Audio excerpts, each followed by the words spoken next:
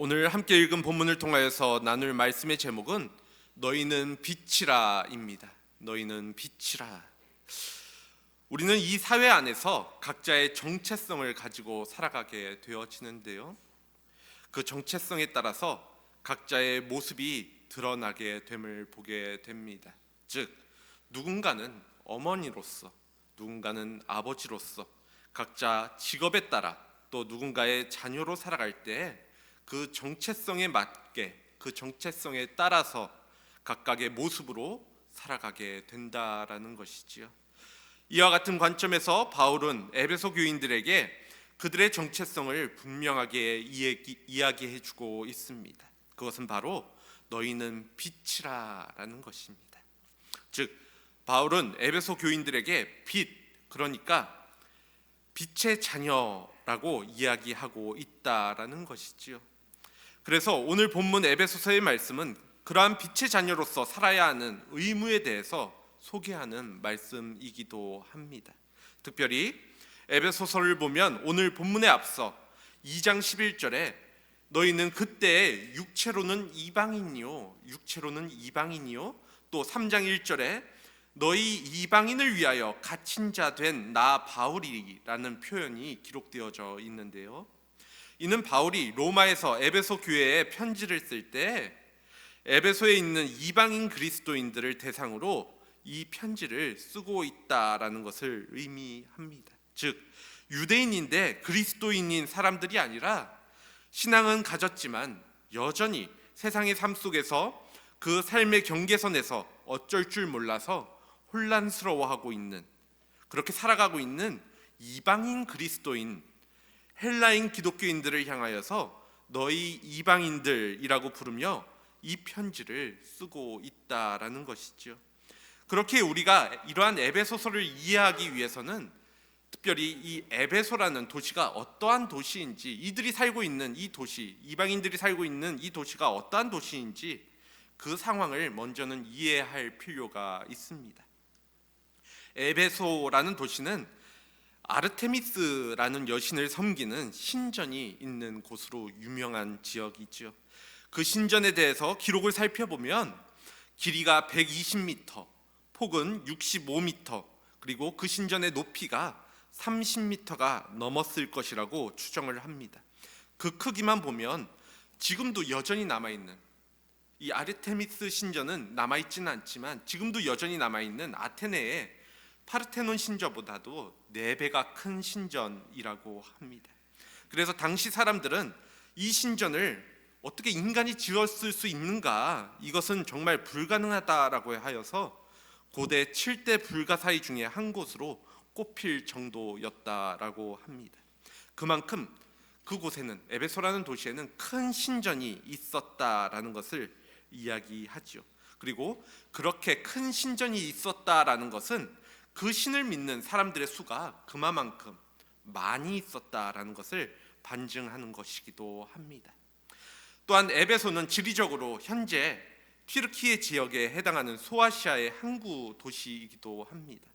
교역의 중심지였고 그만큼 경제적으로도 번영한 도시가 에베소였습니다. 즉, 에베소라는 도시는 상업과 또 종교에 있어서 그 중심에 있었던 지역이었다라는 것이지요. 그렇기 때문에 전 세계의 많은 사람들이 몰려드는 곳이 또 에베소이기도 하였습니다. 다양한 문화권의 사람들이 많이 몰리고 또 어느 곳보다 커다란 신전이 있는 곳, 그것은 그만큼 도시가 퇴폐적이고 또 세상적이었음을 의미하고 있는 것입니다. 그러한 에베소라는 곳에서 생활을 했던 사람들이 어느 날 예수님을 알게 되어지고 믿음으로 그리스도인이 되어지는 사람들이 점차 생겨나게 되기 시작했던 것이지요. 그런데 문제는 여전히 그들은 세상 속에서 살고 있었던 사람들이었기 때문에 그리스도인임에도 불구하고, 예수님을 믿었다 이야기함에도 불구하고 그들의 삶은 예수님을 믿지 않았던 삶의 모습에서 쉽게 변할 수는 없었다라는 데 있습니다. 왜냐하면 앞서 말씀드린 에베소라는 도시의 환경과 문화에 그들의 관념이 깊이 뿌리 박혀 있었기 때문이지요. 계속해서 그렇게 살았던 사람들이 갑자기 그렇게 변화한다라는 것, 예수님을 믿고 변화한다라는 것 쉽지 않다라는 것입니다. 그런데 이러한 에베소 교인들에게 바울은 단도직입적으로 권면을 합니다. 그것이 오늘 본문 우리가 읽은 말씀 바로 전절인 7절 말씀인데요. 그러므로 그들과 함께하는 자가 되지 마라. 바울이 이야기하는 것은 그러한 세상의 사람들과 함께하는 자가 되지 마라 라고 이야기하고 있다라는 것입니다. 이 말씀은 곧 다른 믿지 않는 자들과 함께 동조하고 그들을 따라 행하지 말라라는 말씀입니다. 왜냐하면 예수님을 믿는 자들은 그들과 존재 자체가, 그 정체성 자체가 달라졌기 때문이죠. 우리가 2주 전에 우리는 요한복음 3장 말씀을 바라보면서 우리가 살펴보면서 예수 그리스도를 믿음으로 우리의 소속이 하나님의 나라에 속한 자, 그러니까 하나님의 자녀가 된 자들이다라는 말씀을 나누었었는데요. 오늘 바울은 이를 다른 표현으로 빛이라고 말씀하고 있는 것입니다. 본문 8절 말씀입니다. 너희가 전에는 어둠이더니 이제는 주 안에서 빛이라, 빛의 자녀들처럼 행하라. 바울은 예수님을 믿기 전의 삶을 어둠 가운데 사는 삶이라고 보았고, 이와 반대로 예수님을 믿는 삶을 빛 가운데 살아가는 삶이라고 이야기를 하고 있지요. 그래서 예수님을 알지 못하는 이방인을 어둠이라고 하고, 예수님을 믿고 신앙생활을 하는 그리스도인들을 빛, 그리고 빛의 자녀들이라고 지칭하고 있다라는 것입니다. 우리는 여기서 성경에서 기록된 빛이 무엇인지, 그것이 의미하는 것이 무엇인지에 대해서 살펴볼 필요가 있는데요. 이와 관련된 구절들을 우리가 살펴보면, 먼저 요한일서 1장 5절에서는 하나님은 빛이시라고 말씀하고 있습니다. 하나님은 빛이시라. 또 성경에서 예수님을 빛이라고 이야기를 합니다. 요한복음 8장 12절과 9장 5절 말씀입니다. 예수께서 또 일러 가라사대 나는 세상의 빛이요 내가 세상에 있는 동안에 세상의 빛이라 라고 기록하고 있다라는 것이지요. 그리고 예수 그리스도를 믿는 우리를 또 세상의 빛이라고 말씀하십니다. 마태복음 5장 14절 말씀입니다. 너희는 세상의 빛이라 산 위에 있는 동네가 숨겨지지 못할 것이요. 또 다른 한편으로 믿는 우리를 빛의 아들이라는 표현으로 사용하고 있기도 합니다.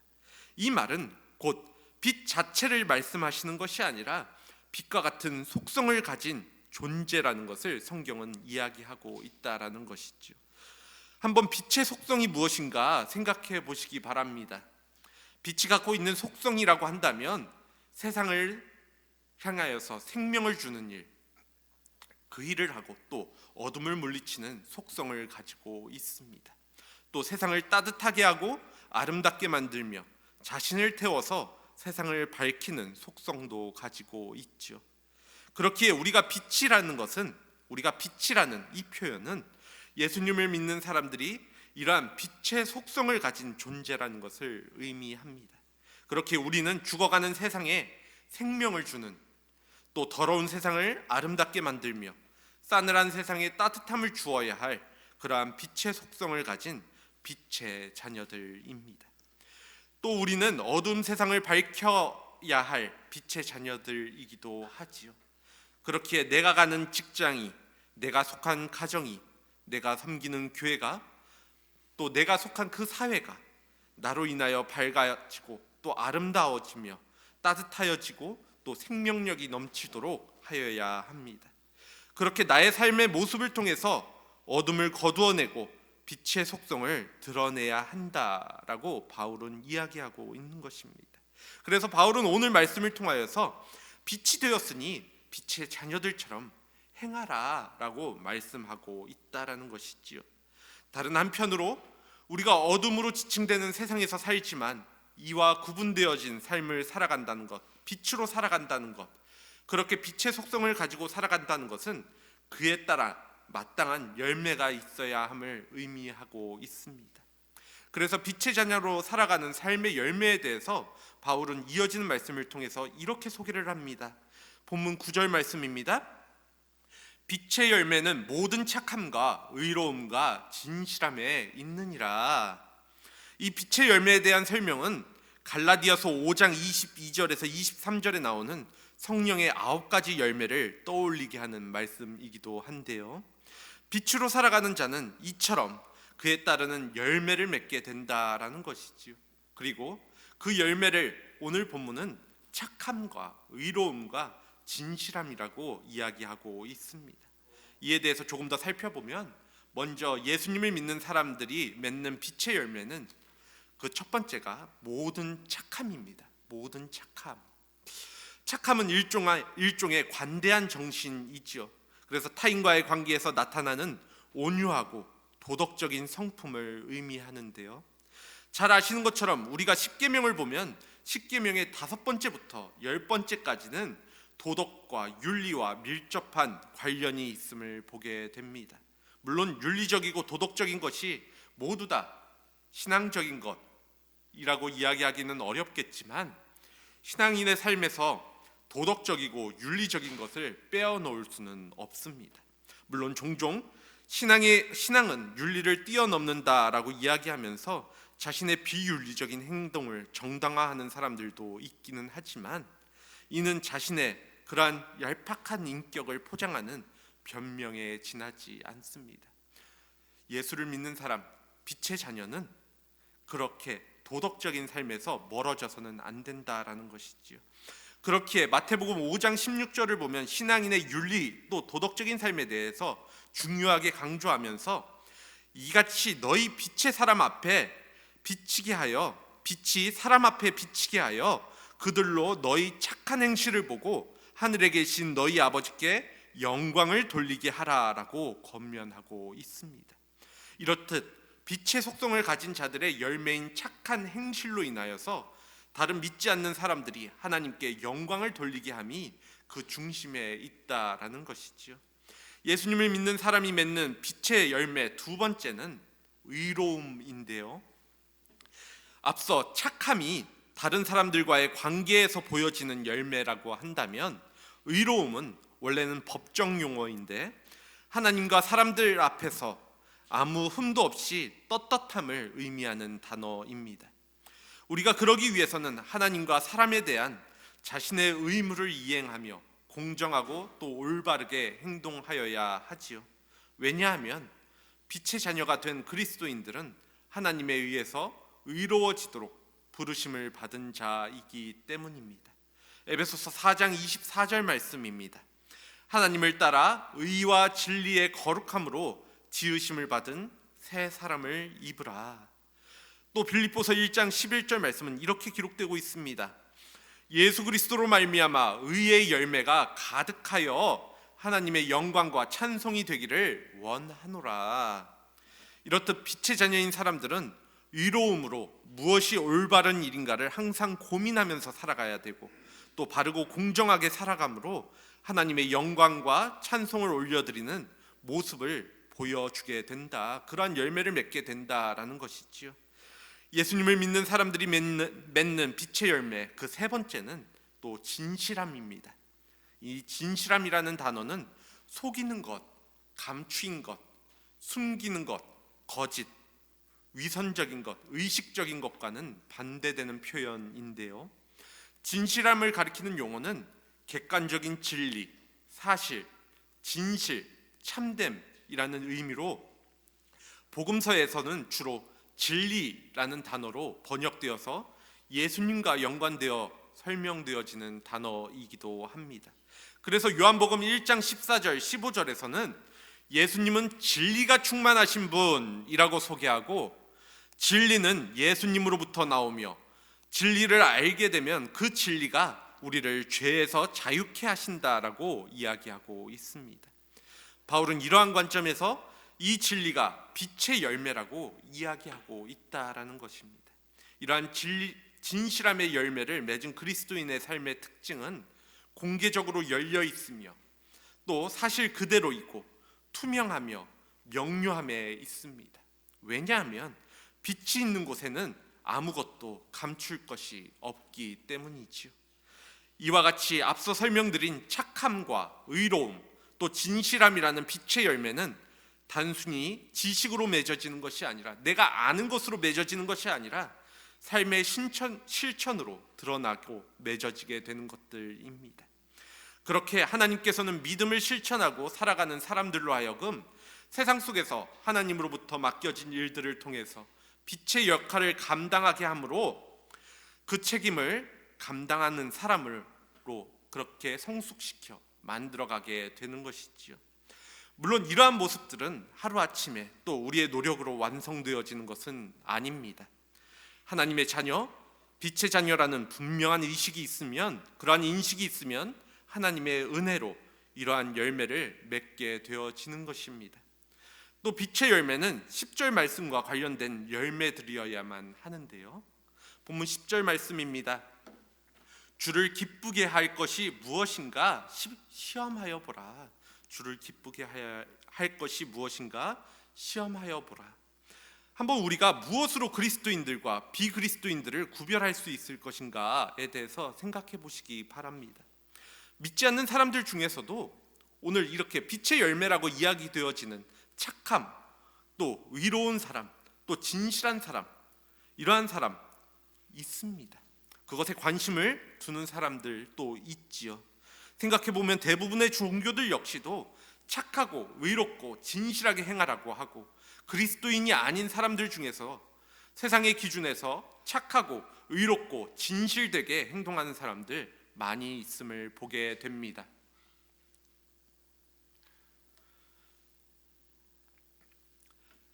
그러나 그 모습이 10절 말씀, 주를 기쁘게 할 것이 무엇인가 시험하여 보라 라는 이 말씀에 비껴나가 있다라고 한다면, 그 말씀에 비껴나가고 있다라고 한다면 기독교는 다른 종교와는 차이가 없을 것입니다.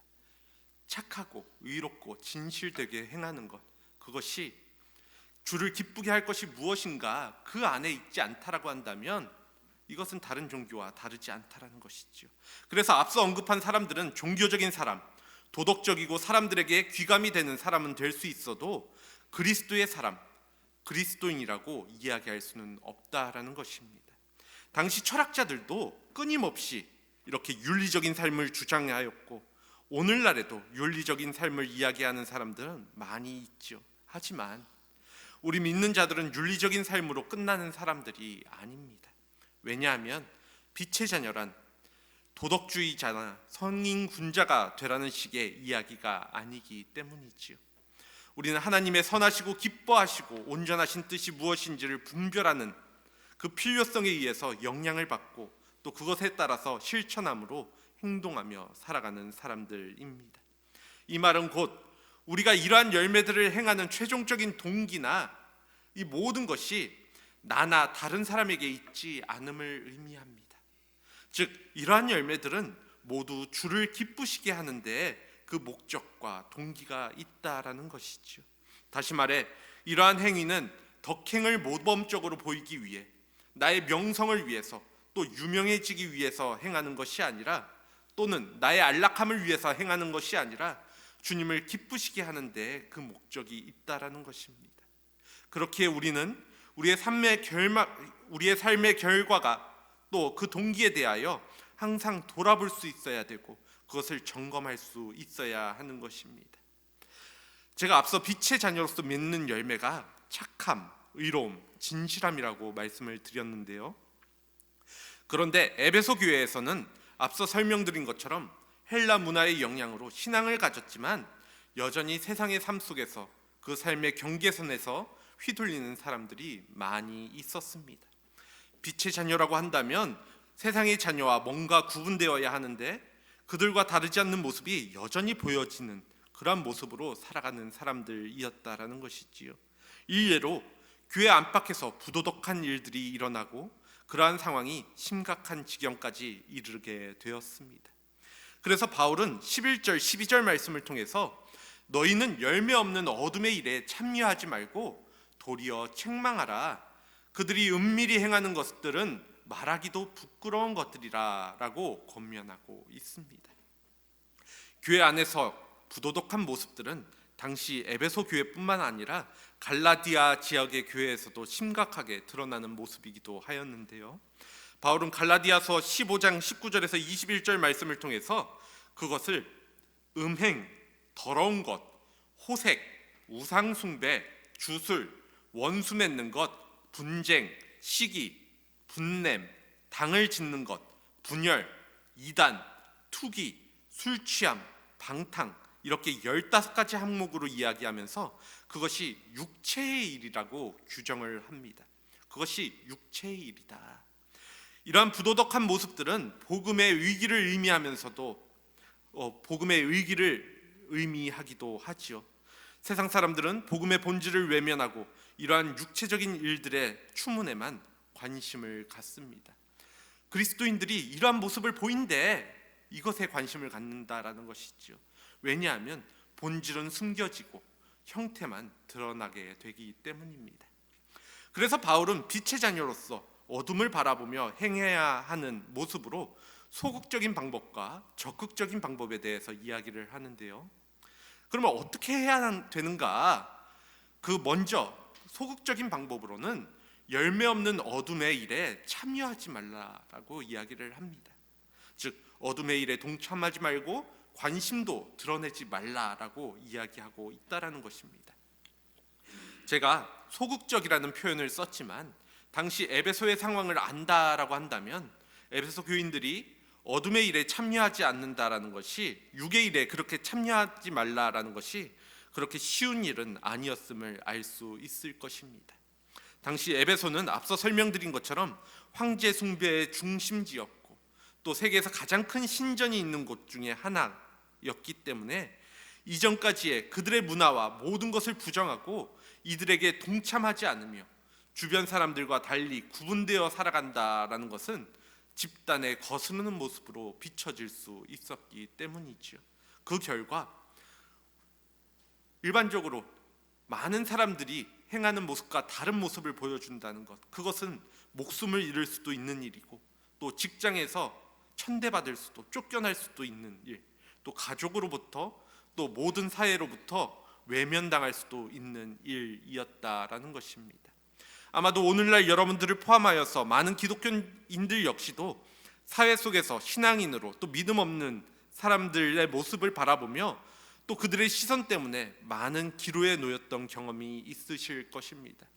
예수 믿는 사람들은 무엇인가 다른다라고 하는데 그 다름을 추구하면서 살아갈 때 때로는 어려움을 겪게 되는 일, 그러한 일들 경험하게 된다라는 것이죠. 그리고 때로는 그것에 대한 두려움으로 인하여서, 걱정으로 인하여서 이를 거부하기 쉽지 않을 경우도 있습니다. 하지만 어둠의 일이란 어둠의 자녀들이 행하는 일임을 기억하셔야 합니다. 물론 이렇게 말씀드리면 누군가는 온종일 우리가 세속적인 삶에서 살아가는데 어떻게 이 모든 것을 피한단 말입니까? 라고 물을지 모릅니다. 그런데 이러한 일들에 동참하지 말라라는 말은 세상과 벽을 치고 다른 사람들과 교류도 차단하는 삶, 마치 수도원에서만 살아야 하는 그러한 삶을 살아가라는 것을 의미하는 것은 아닙니다. 한번 예수님을 생각해 보시기 바랍니다. 예수님께서는 세리들과 죄인들의 친구라고 불리셨음을 기억하실 것입니다. 그리고 여기에는 분명한 목적이 있으셨지요. 예수님께서는 의인을 부르러 온 것이 아니라 죄인을 부르러 오셨기 때문에 그들과 또 세상 속에 함께 섞여서 살아가셨던 것입니다. 그들과 함께함으로 그들을 따라 같은 행위를 한 것이 아니라 빛을 드러내 세상을 밝게 하셨다라는 것이죠. 물론 세상 사람들이 하고 있는 일들과 함께 행하지 아니하면서도 그들과 사귐을 갖는다라는 것이 어렵다는 것, 저 역시도 너무나도 잘 알고 있습니다. 하지만 그럼에도 불구하고 우리는 그렇게 해야 합니다. 그들의 존재와 형평내는 관심을 갖지만 그들의 삶 속에 있는 죄에 대해서는 일체의 관심이 없음을 보여줄 수 있어야 한다라는 것이지요. 이렇게 어둠의 일에 참여하지 않는 것이 빛인 우리가 행할 수 있는 소극적인 방법입니다. 그리고 적극적인 방법으로는 11절 후반부에 그러한 모습을 책망하라라는 것인데요. 흔히 책망이라고 하면 불쾌감을 보여주고 꾸짖고 정죄하고 비난하는 것으로 생각하기 쉽습니다. 하지만 이 말은 단순하게 꾸짖고 지적하고 정죄하고 비난하라는 의미가 아니라 빛으로 싸우라는 의미입니다. 이것은 도덕적 교훈의 수준의 이야기는 아니지요. 빛으로 싸우라는 말씀은 앞서 빛의 열매인 착함, 또 의로움, 진실함으로 우리는 그 안에서 싸워가야 함을 의미합니다. 왜냐하면 이 싸움은 생명이 생명을 낳는 싸움이기 때문이지요. 즉, 이 싸움의 목적은 단순히 어둠을 몰아내는 것이 아니라, 그래서 우리끼리 잘 살자 이것이 아니라 빛을 비춤으로써 또 다른 빛을 얻어내는 그러한 과정이기 때문입니다. 그렇게 이 말씀은 착함과 의로움과 진실함이라는 빛의 열매를 증거로 어둠에 있는 자들을 수긍하고 따라오게 하라는 말씀입니다. 앞서 참여하지 말라는 말씀보다 더 적극적인 말씀인 거죠. 더 적극적인 방법입니다. 그것으로서 그냥 벽치고 살아가는 것이 아니라 그 안에 더 깊숙이 들어가서 그들과 함께 살아가는 것, 그러면서도 구분되어 살아가는 것. 예를 들어서 술의 노예가 된 사람에게 있어서 그가 술을 마심으로 건강이 손상되고 사회적인 의미에서 복음을 통해서 그 결과가 악하게 나타난다라는 것만 이야기하는 것이 아니라, 그래서 그것을 거부하고 살아가는 것으로 끝나는 것이 아니라 오히려 하나님의 사랑을 이야기하고 술로 인하여 하나님과의 관계가 자꾸만 단절되는 것을 이야기함으로, 또 그 안에서 나에게 베풀어 주신 하나님의 사랑을 다시금 그 사람들에게 전달함으로 그 사람이 술의 노예에서 벗어나서 하나님의 자녀가 되어지게 만드는 그 과정으로 이어지게 만드는 것, 그것이 우리가 이 땅에서 해야 하는 일이라는 것입니다. 에베소서 5장 5절 말씀입니다. 너희도 이것을 정령이 알거니와 음행하는 자나 더러운 자나 탐하는 자 곧 우상 숭배하는 자는 다 그리스도와 하나님의 나라에서 기업을 얻지 못하리니. 어둠에 속한 자들은 하나님의 나라에서 기업을 얻지 못한다고 바울은 분명하게 이야기하고 있습니다. 이들에게 어둠의 일은 하나님 나라를 얻지 못하는 일임을 알려야 할 책임이 바로 이 땅을 살아가는 빛의 자녀들에게 있다라는 것이지요. 우리는 바로 이 일을 위해서 부름받은 자들입니다. 그렇게 우리는 이러한 사람들과의 관계를 끊어서는 안 됩니다. 자기의 의를 자랑하는 바리새인과 같이 우리의 깨끗함과 우월감을 보여주거나 우리들의 혐오감이나 불쾌감을 드러내는 것이 아니라 그들로 하여금 이전에 동일한 삶을 살았던 우리 역시도 똑같은 삶을 살았던 그 삶을 되짚어 보면서 우리에게 일어난 변화에 대해서 알게 해야 한다라는 것이지요. 그리고 이어지는 13절 말씀입니다. 그러나 책망을 받는 모든 것은 빛으로 말미암아 드러나나니 드러나는 것마다 빛이니라. 책망받는 모든 일은 빛이 비추어짐으로 드러나게 되어집니다. 왜냐하면 빛은 어둠을 밝히는 것뿐만 아니라 어둠에 가리워진 죄악 또한 그대로 드러나도록 보이도록 만드는 특징이 있기 때문입니다. 어둠 속에 있으면 죄악에 대해서 어두워져서 구분하지 못하지만 빛을 비추면 어둠이 사라지며 그 속에 죄악들이 명확하게 보여지게 되는 것이지요. 그리고 이 빛을 통하여서 죄악을 깨닫게 되고 이를 씻어내고 어둠에서 벗어나 빛이 되어지게 되는 것입니다. 이 과정은 영혼을 구원하는 과정이기도 하지요. 그렇게 빛으로서 또 다른 빛을 얻게 된다라는 것입니다. 먼저 구원받은 나를 통하여서 빛된 나를 통하여서 어둠에 놓여 있었던 그 구원받을 자가 돌아오게 되어지는 것, 빛이 되어지는 것. 즉 믿음이 있는 자들이 세상에서 빛을 비추면 단순히 저 사람은 교회 다니기 때문에 뭔가 다르구나라고 마무리되어지는 것이 아니라 그 사람을 바라보며 또 다른 영혼이 구원받아 주님께 돌아오게 되어지는 것, 그것이 일련의 과정입니다.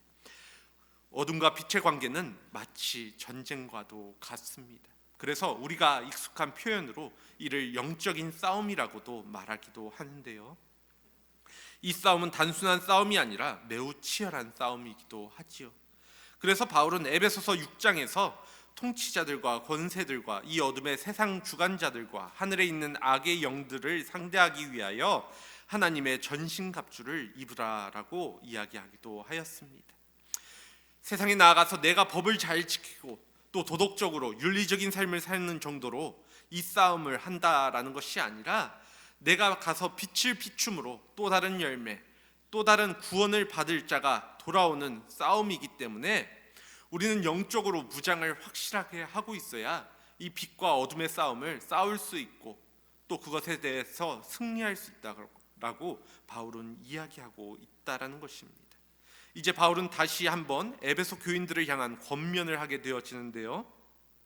그것이 오늘 본문 14절 말씀입니다. 그러므로 이르시기를 잠자는 자여 깨어서 죽은 자들 가운데 일어나라. 그리스도께서 너희에게 비추이시리라 하셨느니라.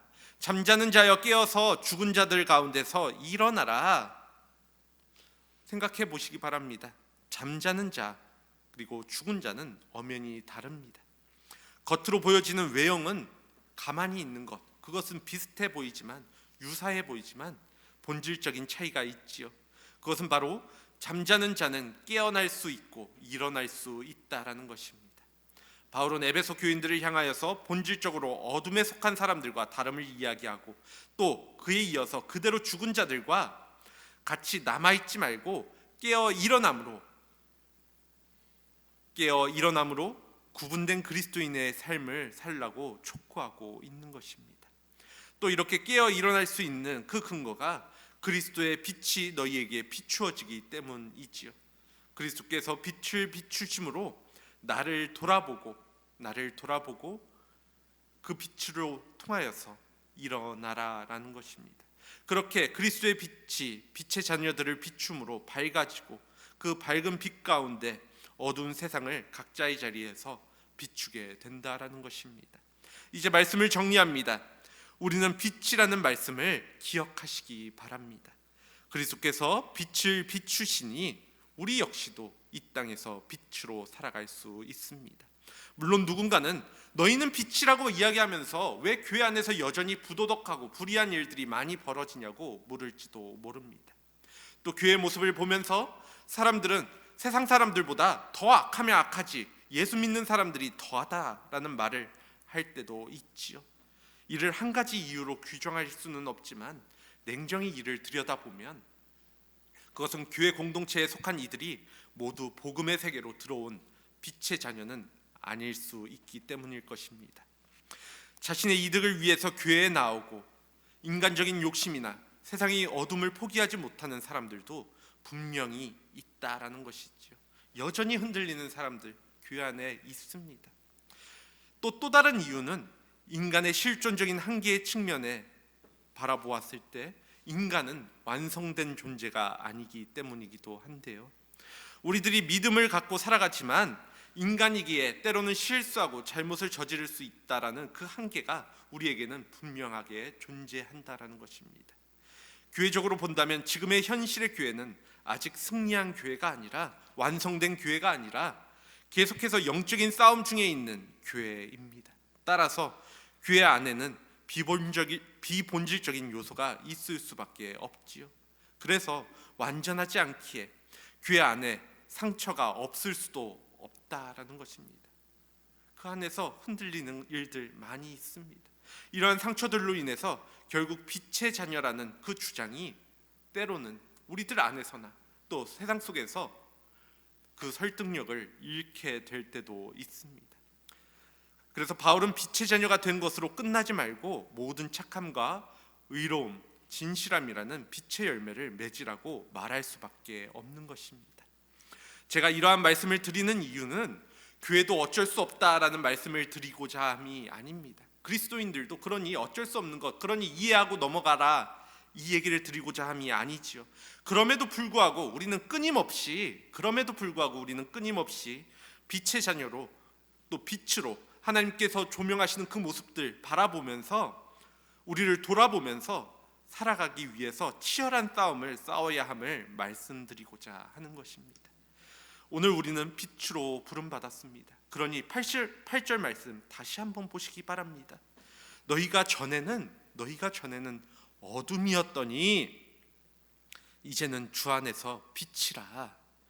우리가 예수 그리스도를 몰랐을 때는 어둠이었습니다.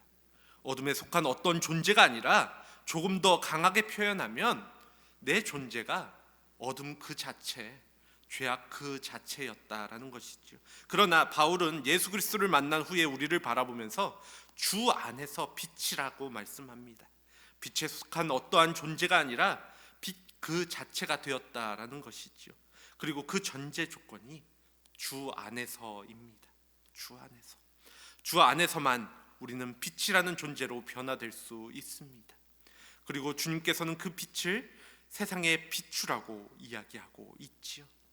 오늘은 사순절 네 번째 주일입니다. 죄악된 어둠을 밝히시려고 빛으로 오신 예수 그리스도를 묵상하며 그분을 따라 우리 역시도 빛의 삶을 살아갈 수 있기를 원합니다. 물론 빛이라는 존재로, 빛의 존재로 세상을 살아가는 것이 계속해서 말씀드리지만 쉬운 길은 아닐 것입니다. 하지만 교회 공동체의 역할은 그 빛을 교회 안에만 품고 있는 것이 아니라 세상을 향해 비춰야 함을 기억하시기 바랍니다. 빛의 열매들을 맺어 세상의 어둠을 비치고 이를 통하여서 어둠에 있는 사람들이 깨달아지고 또 같이 구원의 길을 걸어갈 수 있는 일에 우리 한사랑교회 공동체 모두가 그 각자의 자리에서, 내가 속한 그 자리에서 동참할 수 있기를 간절히 소원합니다. 이 시간 함께 기도하도록 하겠습니다.